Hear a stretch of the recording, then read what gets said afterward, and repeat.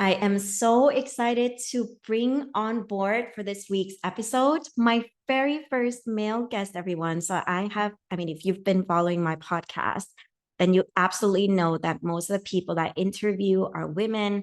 This podcast is also very geared to help women feel empowered to live a fulfilling life of their dreams, to overcome the struggle, the daily hurdles, and all of that. But today, I am very, very honored and excited to have Romy, who's been my friend since I was 18 years old. And the story of how we reconnected is really, really beautiful. And he's been one of my business mentor. He helped me to accelerate my businesses. And he also helped me to make one of my biggest dreams come true.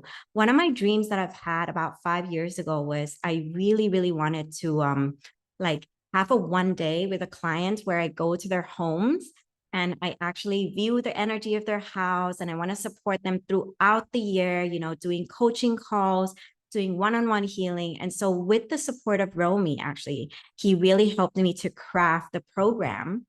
And so we were able to launch that together a couple of years ago. And I am so happy to have him here because he's been touching, I think, hundreds of thousands of people's lives over the years. And so to have him on the show is truly such an honor. So me and Romy, even though we've known each other since I was 18, we kind of drifted apart, lived our own life.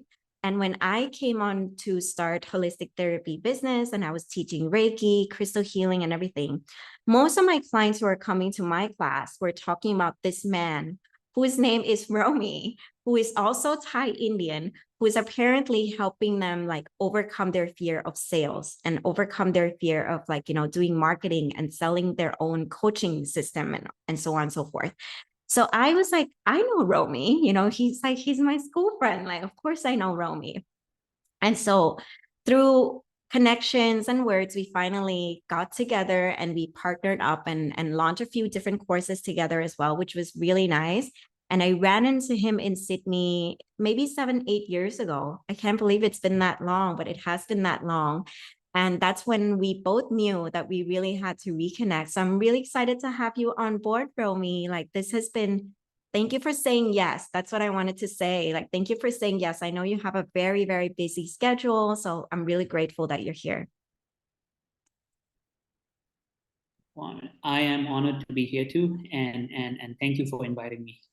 Yeah. So, Romy, I wanted to trace back because besides connecting with you as a friend, I've also been to one of your workshops where you were having talks and you give like really, really such an empowering talk and such an empowering coaching to people. And I've witnessed you on stage many times, but there were many moments where you shared, like your hardship and why you decided to do what you do today, because what you're doing right now is actually helping people and women, both single mom and women to take charge of their financial health. Can you tell us a little bit more so that my audience can really get to know you?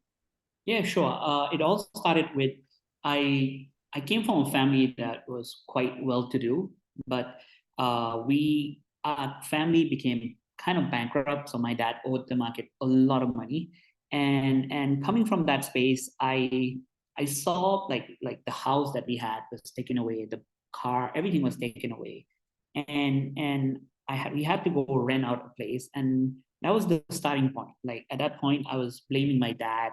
I was struggling with depression, anxiety, like very high anxiety. I had OCD, and and and that was like the turning point in my life where I realized that I need to do something about my life. But I didn't graduate from college, and I was looking for work, and I didn't want to work for anybody else. So that's the mindset I had. I wanted to be my own boss, and so I was like, I need to do something. And I read a book by Robert Kiyosaki, and he says one of the skills you need to have is sales. So I went into sales. Like to cut the story short, I struggled for a while, but became really, really good at it. And that's when I started to make really good money in millions of baht. That was the first time. And I found a sense of freedom where I didn't have to rely on my dad or anybody to make my own money, because at that point of time, my identity was I'll take over the business. I have a cushion or something like that. But right now, like And when my dad went down, I was blaming him all the time. But when I started making it on my own, I realized this is the freedom I want. And this is what I really want. I could do anything. I don't have to care for anyone because I made my own money. And then I met my mentor, Blair Singer. And the thing was, since I always thought I was meant to do something bigger. And I didn't know what it is. Like every time I read a book or like watch a movie, anything that would, like, they talk about doing something bigger than yourself, the mission is to save the world. I really connected with that. It resonates with me like deep down inside. And I always knew I was meant to do something bigger than just make money. Don't get me wrong, I like money. But when Blair pulled that mission, I remember it was in August 2018 in Ho Chi Minh City, in at a place called Grand Hotel. I was like, you're meant to do bigger things, and if you are interested, if you feel deep down inside you're different, you want to do, like, you want to change the world, this is it. So I'm like, this is it. So I applied for his program, like didn't have the money, but I found a way. And that was the start. That was really the start where I started coming into this journey. And when I came into this journey, I really found out that a lot of people didn't know how to do the business side of coaching. I was good at sales, so I was really good at it. I knew how to coach, I knew how to change people's life, I knew how to sell, I knew how to market myself, but most people don't know. So right now, I kind of help coaches, trainers, and even business owner how to sell, how to build teams, and how to do marketing. So that's basically the short version of yeah. Of what you do. And Yeah. like I don't know if like I'm sure a lot of my listeners actually don't know who Robert Kiyosaki or Blessinger is, but then I just really want to like reaffirm that Robert Kiyosaki wrote a book called Rich Dad Poor Dad, and then that you have been on stage with them, you're actually friends with them, and Blair Singer is the one who helped Robert Kiyosaki also write the book. So Blair is one of like your main teachers, right? Like with a lot of things. And he's also my teachers. I've taken like a few programs of his and I absolutely love it. And I think he has such a strong integrity. So for the fact that you stand on stage and actually bring their courses to Thailand is massive. It's like really, really massive. Like you came from sales to running one of the biggest seminar companies in Thailand. That's why I was so honored when I got to partner with you, because for me, like, you know, I'm this small entrepreneur, solopreneur, and to have that opportunity with you and to be coached by you was really, really mind-blowing. You really helped me overcome my fear to sell like high tickets as well. But wanting to dive deeper, because you were mentioning some things about like how you were blaming your dad for a lot of like his failure and that your dad lost everything. I'm not sure if you believe like that because it seems to me like you've also broken a lot of pattern with your family, right? Because you're born as an Indian, like an Asian, and in the Asian culture, we're so engraved to follow the path that has already been set with us. So I'm curious about like how you actually broke that and create your own path and how you empower yourself to release the pattern of your ancestors. Yeah, that's actually a very good question. Like when my dad, like he had his business problem and his business failed, I was acting like a spoiled brat, I would say. Yeah, I didn't have compassion. I didn't understand him, and I blame him for a long time. Like I blame, and even though I at one point of time, like after 5 years, I was still a trainer. Deep down, I still have this grudges against him, and because I always thought that, like, it's not only about the business that went down, because you can build it up, but he was my hero, and I really had helped him this high, really high, and he didn't live up to that. But it's not his fault. It's actually my expectation that he has to be this perfect dad who takes care, who is the man of the house and all that stuff. But he has his like, I would say, his triggers, his traumas, his past. So I it took me a lot of personal development to develop that. But having said that, coming back to your question is, how did I get rid of it? First, I realized that when I blamed him. It came to a point of time where there's no point. Like, I mean, why am I doing that? Like, it doesn't empower me. And I didn't take any personal development class, but all I did was I need to do something. That's what I thought. And so I went into sales, like having like making my own money. And I didn't have a choice because he didn't have money. And so when I did that, it kind of empowered me in a sense where like there's no, because when we hit rock bottom, there's no way to go. Like he owed the market 20 million baht, which is about $700,000. There's no way to go. Like I mean, you couldn't go down in that. So I had to find a way to kind of do something about it. And I would say when I started like taking charge of my life, going into sales, going into business, I remember and this is a true story. I read a book by Robert Kiyosaki, Rich Dad Poor Dad. I think it was the year 2009 or 2010. And I read it really fast. It took me about 2 hours to finish it. Really good book. And the thing, I was not confident as at all. The thing that built my confidence was actually an MLM company. And this is a true story, like, because when I went in, they wanted my feedback. They were like, what do you think about this? Why aren't you on stage? So when they gave me that opportunity, I didn't make money from that MLM company, but the 1 year that I stayed gave me a lot of confidence in terms of getting like handling rejections, giving me space to shine. And I really, looking back, I really appreciate that time that MLM company gave me, because I remember, and this is a true story, like first day I went, they're like, Rommie, what do you think? Come up and share. And I was like, who am I? I'm like, I'm nobody, but you're telling me to come up and share. And that was like, wow, I feel good. I feel people recognize me, they could see me. And I'm like, wow, this is really good. And then I remember you have to go out and like the worst thing about MLM company is you have to go out and recruit your friends. Like if you recruit stranger, it's still fine, right? When they say no. But when you recruit your friends, it's really hard because when they say no, it really hurts. And I remember one of my best friends, I want to name him. I remember going in to recruit him, and he looked at me, and he was like, he looked me in the eye, and he's like, I didn't expect this from you, man.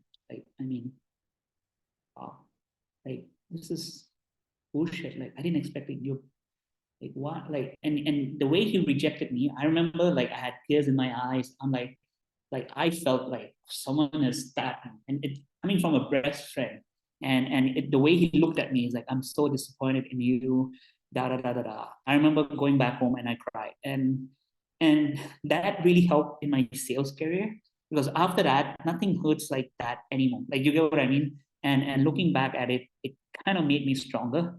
Yeah.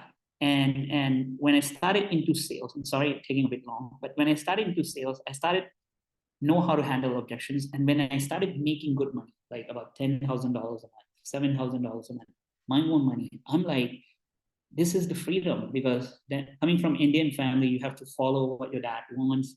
You have to be like what he wants. But when I started to make my own money, he didn't have power over me to tell me what to do. And that was the freedom that I'm like, wow, this is so good. I can do whatever I want because I'm making my own money. I like, and that was the first Yeah. time. And Yeah. I really got hooked to it. I'm like, I can be my own master. I can be my own, like I can create my own destiny. That was the first time. Mm, And I mm. think that really kind of broke the chain that I want to be my own person. Yeah, yeah. And I absolutely love that you like currently you're also taking care of your parents. So the fact that you are found a different path and a different way was in many ways, I feel like it's also a smart choice because it's like, if you were to follow your dad's footsteps, maybe it would have led you to what you're already familiar with. But the fact that you like took a different path, you're now also able to be like the man who's really leading the family. But coming back to the stuff that you were sharing just now, because that was interesting. And I know it's not the question that I wanted to ask you today.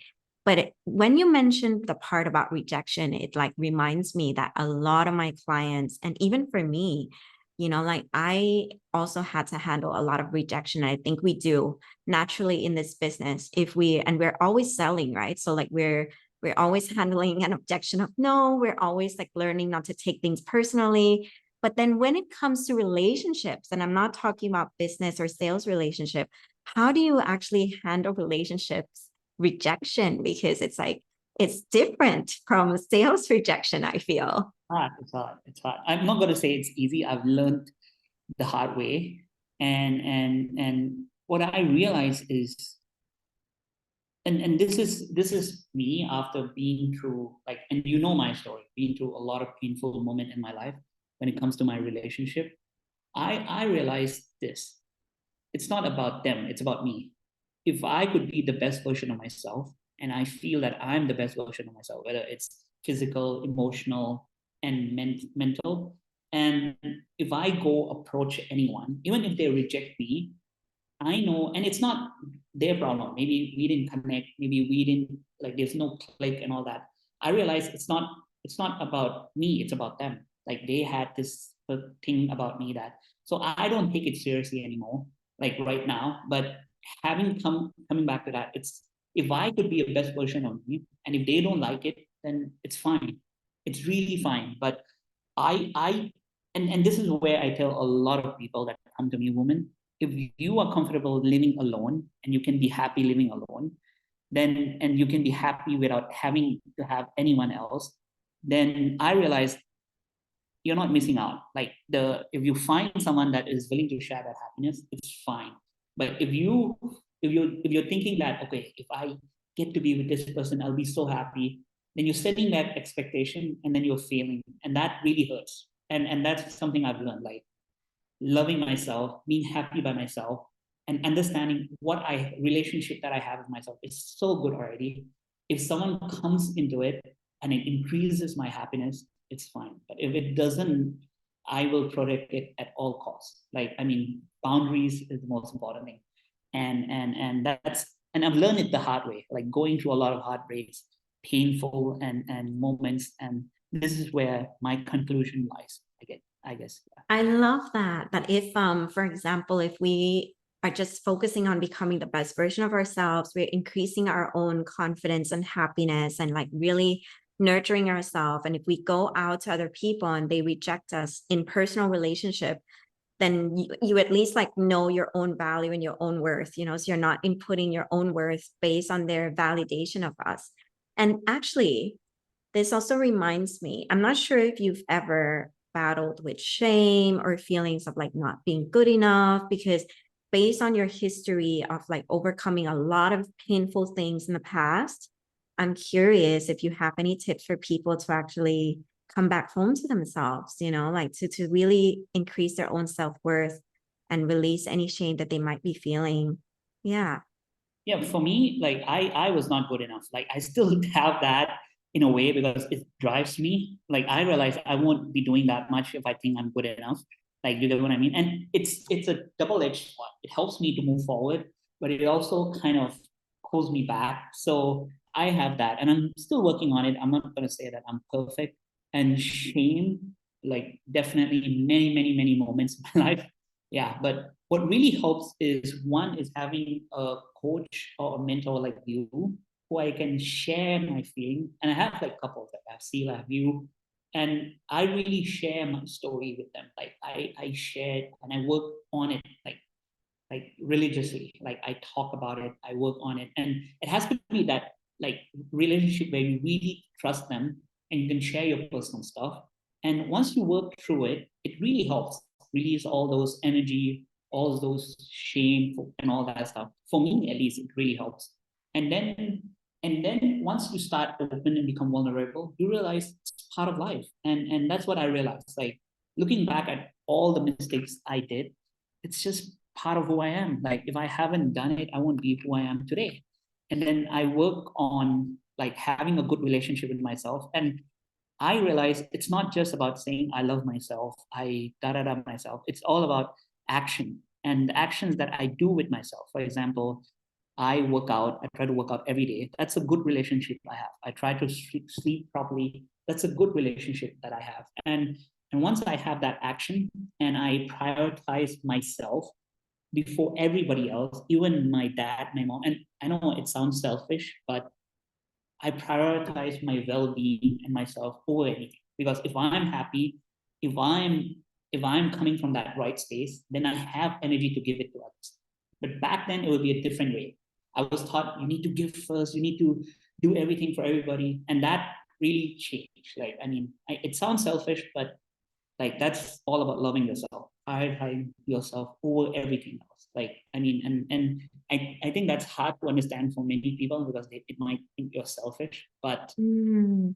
yeah, for me, it's the best thing that I could have done to myself. Yeah. I like what you said though, that if you're happy and if you're really fully taking care of yourself, then you have energy and you have everything else to share with other people, which is something that sometimes we often forget, right? Because we think we have to take care of our kids first, or this come first, or that come first, and then we forget that actually taking care of our own needs is also very important.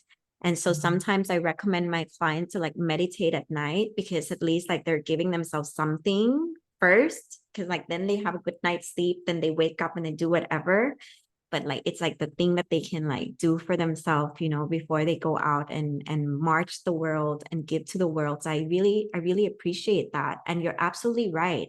I think a lot of times like many people don't see the value in having a personal coach or somebody that they can really trust to work through the layers of problems, because I don't know, like I'm pretty sure we're on the same page. I feel like stuff on YouTube is great, stuff on TikTok and Instagram is great, but it's still not like deep healing, you know. So it's nice that you said that. So you obviously like, you know, like I'm the same. I still work on myself as well. So there is no such thing as like being perfect at all. Yeah, I mean, like a lot of people ask me when they meditate, stuff comes up. What do you do? I was like, if stuff come up, I talk to people. I talk to my coach, and they help me get through it. Like, I mean, you can do it by yourself, but it takes a lot of work. And sometimes I just want to work, and I just want to have someone to kind of like get that out. And for me, it helps me tremendously, like finding the right coach. And you obviously have it. And I always tell my student who is like who is planning to become a coach, who is already a coach needs to have a coach, because every time you coach someone, you bring in a lot of energy like from them. And sometimes it's like they dump this energy on you and you don't have a way to let release it, and then you carry all that. And I've been doing that for a while, because I remember when I was training every day, 365 days, 300 days I was on stage, I carried all that. And here, like you could feel it, I'm carrying everything, until I met like people like you, people like Steve, where they help me to let go. And it feels so good. And Wow. I Yeah. mean, yesterday my girlfriend Boy she was like, I've been working one-on-one with these women, but I feel I have caught on to their energy. I was like, you need to find someone to let it out. And I was talking that you can talk to Sabina. Like, I mean, she could help you with that. I was telling her that. And just Oh, yeah. I would love to support her for sure. And I think you're absolutely right. And even if we're not a coach, naturally, if you are an empath who are always up listening to friends, listening to people, watching the news, getting very sensitive about different topics, that means like we're absorbing so many collective energy without realizing it. And so for me, with my work in energy healing, I know there's so many layers to clear things and it just never really ends. But then it does get really, really better. Like, you know, it does get better and you bounce back better and you are naturally better. But talking about coaching, I know that you've also shifted your direction a little bit and now you're doing more of your own thing. So I'm curious if you want to tell us a little bit about what you actually do right now and how you help people in their business and in their life. I help coaches like what you were saying, like coaches who are starting out or who have their business already, but they want to build a high ticket funnel, meaning like they want to sell high ticket stuff. I really help them with that, like how to get people, how to get the right people, how to close them on a call, and how to not complicate your business, create your first 100K USD in a year, and then we help them scale to 300, 400K, and that's basically the funnel. That's one business. The other business, I work with my partners where I help business owner, but mostly women entrepreneur, how to kind of scale the business, but also in a way exit their business. Because most women, I don't think they want to build an IPO. I'm not saying most, like I would say like most women entrepreneur I meet, at least, like not all, they don't want to build like a big or huge company where they could IPO or exit. Some do, but most women I talk to, they want to build a lifestyle business where they have a proper system in place and it's still running and they get a cash flow from it. So we kind of help them to do that.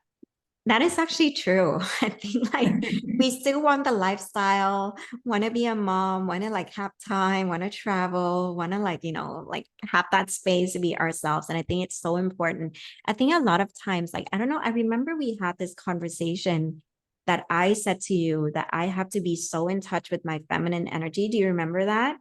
Because I Yep. said like if I'm very masculine, then I become like very like controlling like Hitler, and it's not nice for my body and for my life. So even running a business, I still have to like do it in a very womanly way. And so I can understand why you're helping women with that. And being part of your team before, I can vouch that you've really, really, really so good at like helping me to scale up my business. And like I think we created 20,000 something dollars together. I think it was like Yeah. 2 million something together, right? 2 million Yeah. something baht together. So that was really amazing. And that was my first time really scaling my business so massively. So for anyone who is a coach, that is listening on the call right now, I really, really recommend that you learn something from Romy because Romy has helped me so much. And so I really, really want to recommend that. But like, where can people actually be in touch with you before I get to the next question? I mean, since it's Yeah. coming up now, it's kind of nice for them to know.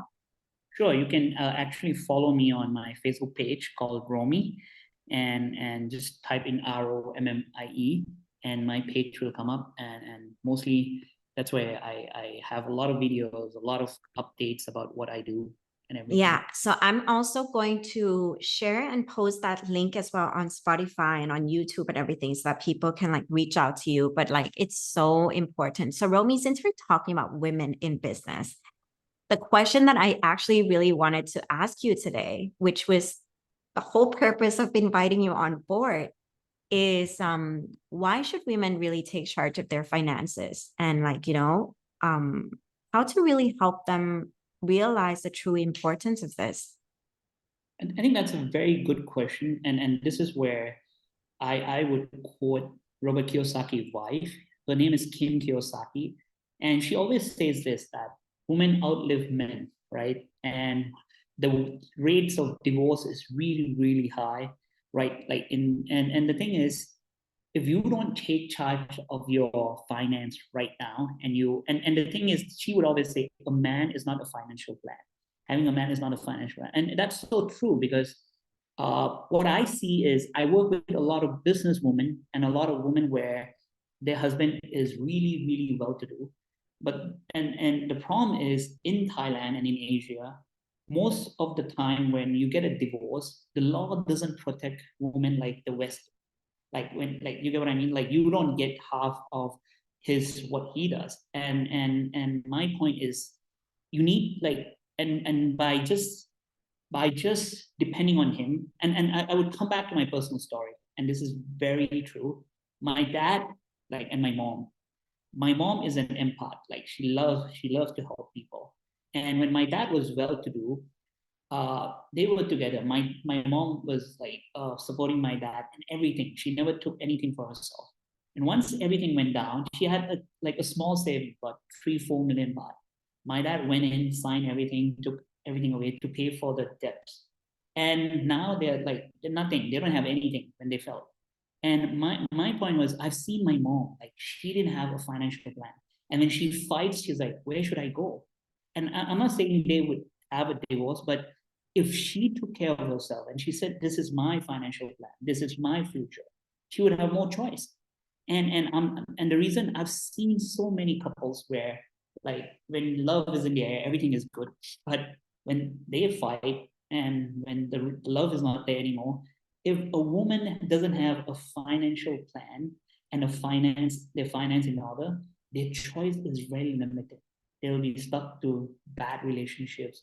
They, even if they come out, then they have to start all over again. So it doesn't make sense. Like, I mean, it doesn't make sense. I keep telling even my girlfriend, who's my fiance, who I'm gonna get married. I told her, like, I'm gonna support you, but you must take control of your finance. And and like, because I won't be there for forever. So what if something happens to me? Touch wood, nothing would happen to me. But what if? And like, so that you can take care of yourself. You don't need me because you're successful by yourself. And there's so much freedom in it because we don't really need the money. Money is just another word for freedom. And if you want freedom in relationship, in life, then you need to take care of your finance. And that's where I try to empower everybody, every woman I need.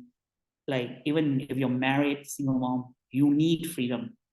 You can do whatever you want. You can buy anything you want, and you can choose to go anywhere you want, and that's freedom, right? And freedoms comes from having money and taking charge of your finance. Yeah. Wow, I love that. That was so empowering. And I really, really believe that. I mean, like, I think I've told you this story before because when we were crafting my workshop together on wealth for women, you were asking me, and I remember telling you the story that my mom has no financial independence. And so it's till today.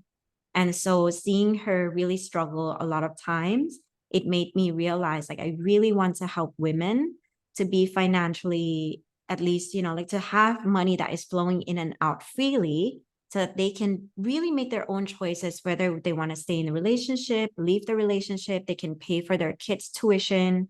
They can think about being like, if they don't have a partner, but they want to have kids on their own, like it does take money so that they can do that. But most importantly, it's more about like, wouldn't it be so nice if all of us can do the work that we love? And the work that we love is generating dollars. I think that's really important because, like, if you're doing the work that you love, but then the work that you love is not creating money, then there's clearly, like, a mismatch. And can I add, like, and I've seen countless stories, my personally, like every time, like a woman is not taking charge of her financial and she is in a relationship, there's a high likelihood, not everybody, because some couples are really good at it. The husband is really good taking care of the family, but most, like many of them, like I would say a lot of couples, and in high percentage, like a man has control over that relationship because it, like, he can do whatever he wants. Like my ex-girlfriend, her dad, like, has multiple homes, meaning multiple wives. And my ex-girlfriend mother, she was miserable. She was like I could say she was depressed, but because the dad has money, she had control over her. And it could just be solved by, if she took charge of her life, then she would have more choice, because freedom comes with choice. And you see a lot of relationship, if the man, like, if, like, there's no equal. If the man has more money, then he has control. So if you can take care of yourself, then there's high likelihood that it's an equal relationship, and where he has a choice. If he wants to do anything stupid, which obviously some people do, then you have a choice. You don't have to stay. You don't have to take it. And that's power, because choice comes with power. Yeah. And Yeah. and the sad part is, you if you depend on him, then he knows that you need him, and he can do anything he wants. Yeah. Mm. Why do that? Like, why push your power away and give it to a man? And yeah, and I say vice versa. Like, yeah, yeah, Yeah, I get it. I think it's in this situation, it's also not just about the man, right? It can also be the woman.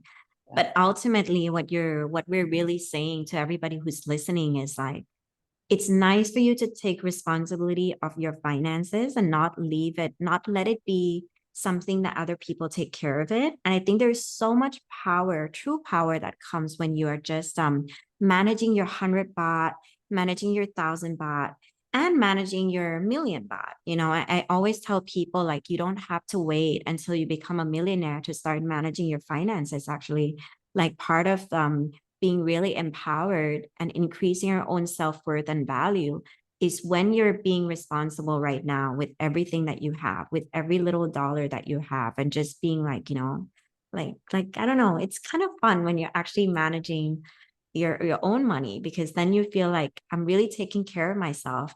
I feel like financial, like taking care of your finances, is part of self-care. Like, I don't know how to explain it. The fact that you know where your money's coming in, where it's going, how you're managing your debt, like it's part of like mental health self-care. Because if you don't, then you're just sitting, like this fear just sitting on top of you. So I don't know. Yeah, like that's how I feel. Yeah, and just to add on that, once you have that freedom, like you don't have to worry about finance. That's like for guys at least, I could say, like a guy, like if my first worry is finance. How do I take care of my mom? How do I take care of my dad? How do I take care of my soon to be wife, or my, like, how to live the lifestyle? Once that's settled, if I have enough money, I don't need, like, I'm good with that. Like, the amount of worry, the amount of anxiety that comes with it goes away, and you are like so free. That feeling alone, I mean, like that feeling alone helps. Like, and that's why people say once you achieve a financial freedom, and it doesn't have to be much. If your expense is about $2,000, you just need to have enough money to cover that without working every month, like by renting it out, by like whatever, investing. And once you have that, then you grow exponentially, like because you took that very away. And I would love for everybody to try it. Like, I mean, once you don't have that worry, it's like it's a different way of living. That's what at least I think. Yeah.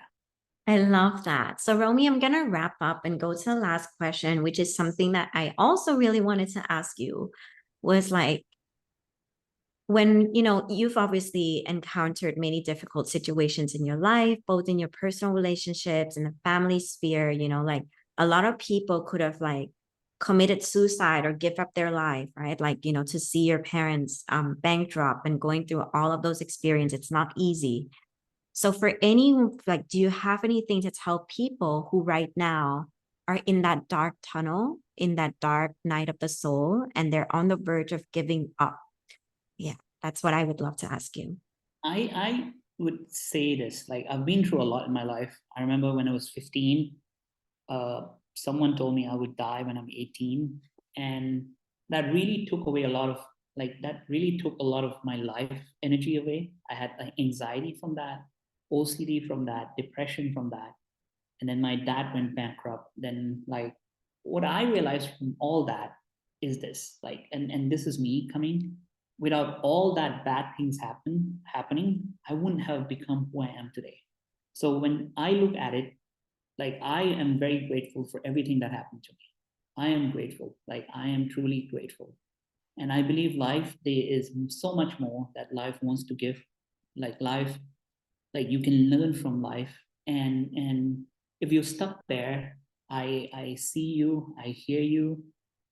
Find a safe space, and like, I might not know what you're going through right now, but I really feel that, like, I needed a safe space where I could share my stuff.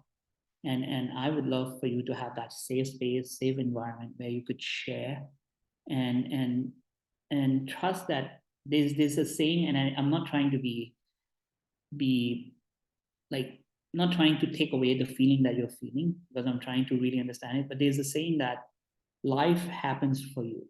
So no matter what happened, if you really believe the universe, God, or whatever you believe in is in support of you, so anything that happens, no matter how bad it is, if you feel that life happens for you, try to look for the good in it. And it takes a bit of practice. And I know it's not easy, but if you find something good in it, you will.